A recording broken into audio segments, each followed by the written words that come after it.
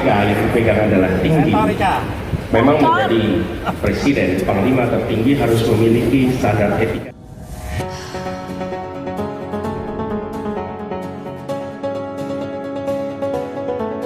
Sempat viral video yang memperlihatkan seorang wanita yang berteriak kata-kata kasar ke Anies Baswedan saat debat ketiga calon presiden pada Minggu 7 Januari 2024. Terkait dengan hal ini, Komisi Pemilihan Umum atau Pemilu mengaku bahwa wanita tersebut masuk arena debat memakai undangan dari KPU.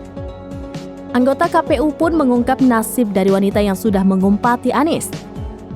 Dikutip dari Kompas.com, hal ini diungkapkan oleh anggota KPU Republik Indonesia August Melas pada Rabu 10 Januari 2024. Ia mengatakan wanita tersebut berada di kursi undangan tamu, sehingga wanita itu merupakan undangan dari KPU untuk menghadiri debat.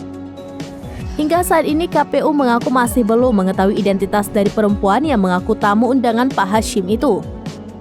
Meski begitu, Melas menyebut tindakan wanita itu sudah ditindak langsung di lokasi. Sebab tindakan perempuan itu dapat dianggap sebagai kebencian dan menjatuhkan seseorang. Wanita itu langsung diminta berpindah tempat karena kelakuannya itu. Namun setelah jeda iklan, perempuan itu sudah tidak duduk di sana. Diketahui sebelumnya dalam video yang beredar, wanita tersebut meneriaki Anies secara terang-terangan dengan menggunakan kata kasar. Sosok yang meneriaki Anies tersebut terlihat dalam barisan pendukung pasangan Prabowo Gibran.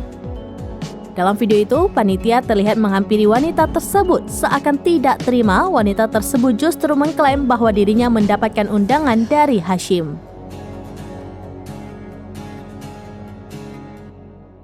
Termasuk kemudian capaian MBA kita hanya 65,49% dari target 79%. Mengapa terjadi penurunan?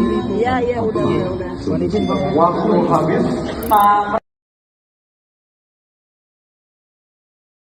Download Tribun X sekarang, menghadirkan lokal menjadi Indonesia.